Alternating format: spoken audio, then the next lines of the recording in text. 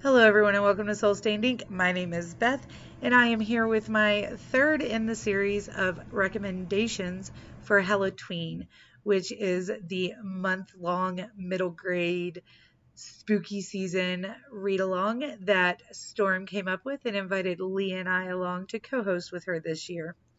So we've done retro spooky and monster mash, and now we are on to a creepy cover.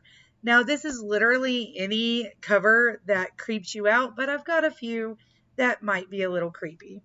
First off, The Dracula Murders by Philip Daniels. Now, this is also one that would work for retro spooky and monster mash, so you could knock out that whole first line of prompts like that. We've also got Slappy World's Revenge of the Invisible Boy by R.L. Stine. This is a little creepy, but really any Goosebumps cover would do the trick. Next, I've got Skeleton Tree by Kim Ventrella. I don't really find it spooky, but it does have the skeleton in the tree. And I haven't talked about this one yet, so let me go ahead and read you the back cover. It says, "There are lots of things that grow in backyards. Bones aren't one of them. 12-year-old Stanley knows the bone growing in his yard is a little weird, but that's okay because now he'll have the perfect photo to submit to the Young Discoverers competition. With such a unique find, he's sure to win the grand prize. But oddly, the bone doesn't appear in any photos. Even stranger, it seems to be growing into a full skeleton, one that only children can see. There's just one person who doesn't find any of this weird. Stanley's little sister. Mischievous Myron adopts the skeleton as a friend, and soon the two become inseparable playmates. When Myron starts to grow sick, Stanley suspects that the skeleton is responsible and does everything in his power to drive the creature away.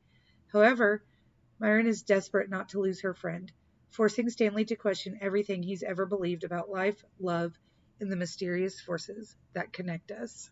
It's a very sweet and a little bit spooky book. And then we've got Tunnel of Bones and City of Ghosts, which is actually City of Ghosts and Tunnel of Bones, by Victoria Schwab, also known as V.E. Schwab. So the first book is City of Ghosts, then we have Tunnel of Bones, and then we have Bridge of something, which I own and is in the other room, but I have it in a hardback that's kind of a plain cover, so I didn't bring it out. But this whole series would work, and honestly, probably also work for Monster Mash. Let me read you the back of just the first one, though. Ever since Cass almost drowned, okay, she did drown, but she doesn't like to think about it. She can pull back the veil that separates the living from the dead and enter the world of spirits. Her best friend is even a ghost.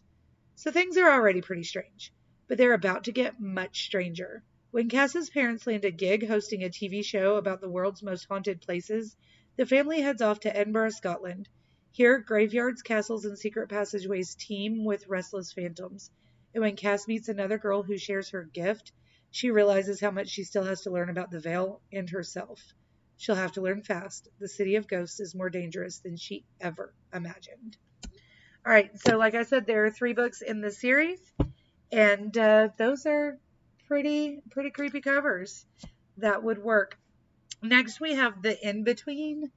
This one is definitely a little spooky. I don't know if you can see all the detail, but there are like train tracks going up there. And it says, Cooper is lost. Ever since his family left their family 3 years ago, he has become distant from his friends, constantly annoyed by his little sister Jess, and completely fed up with the pale, creepy rich girl who moved in next door and won't stop staring at him. So when Cooper learns of an unsolved mystery his sister has discovered online, he welcomes the distraction. It's the tale of a deadly train crash that occurred 100 years ago, in which one young boy among the dead was never identified. The only distinguishing mark on him was a strange insignia on his suit coat, a symbol no one had seen before or since. Jess is fascinated by the mystery of the unknown child, because she's seen the insignia. It's the symbol on the jacket of the girl next door. As they uncover more information and mounting evidence of the girl's seemingly impossible connection to the tragedy, Cooper and Jess begin to wonder if a similar disaster could be heading to their hometown. Thus begins a dark, twisty adventure about the forgotten among us and what it means to be seen. and I can attest that it is dark and creepy, but not as scary as one might imagine. So this is more of a middle grade psychological book and less of a jump scare spookiness. And if that is something you are looking for, 100% suggest you pick up the In Between. Next, I have three more books that I have already discussed, and those are the Carlos Ruiz Zafon middle grade books. We've got The Prince of Mist, The Watcher in the Shadows, and The Midnight Palace. Now, some of you might not find these covers creepy, but for me, these are like misty figures, dark figures, and it definitely helps set the vibe for the book. And I just think everybody should read these. So do what you got to do.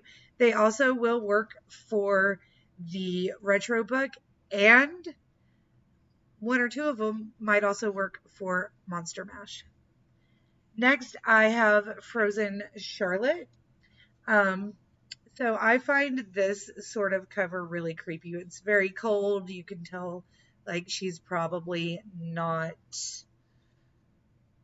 of this world. And then when you flip it open, there's the creep, right? There's the creep factor right there. And it says Charlotte is cold. Now, when her best friend dies under mysterious circumstances, Sophie sets off to stay with her cousins on the remote Isle of Skye. It's been years since she last saw them. Brooding Cameron with his scarred hand, Piper, who seems too perfect to be real, and peculiar little Lilias with fear in her bones. Lilias, maybe? Still, Sophie never expected the strange new rules the family now lives by. Make no mention of Cameron's accident. Never leave the front gate unlocked. Above all, don't speak of the girl who's no longer there. The sister whose death might have closer ties to Sophie's past and more sinister consequences for her future than she ever knew. So this is like a modern middle grade thriller, and it is really good. Next, I've got Grave Books by J.A. White. This is the sequel to Night Books, and while Night Books cover is not super creepy, this I found really creepy. So I think those, I've got two more sitting over here, but I don't really find their covers creepy. I actually kind of find them more welcoming, which is weird, but they will show up in another video this week. So you can look forward to seeing what those are. Until then, these are my recommendations for spooky cover. Let me know if you've read them, want to read them, want to know more about them, etc., and so forth. And I will talk to you again soon. Until next time, stay safe out there, guys.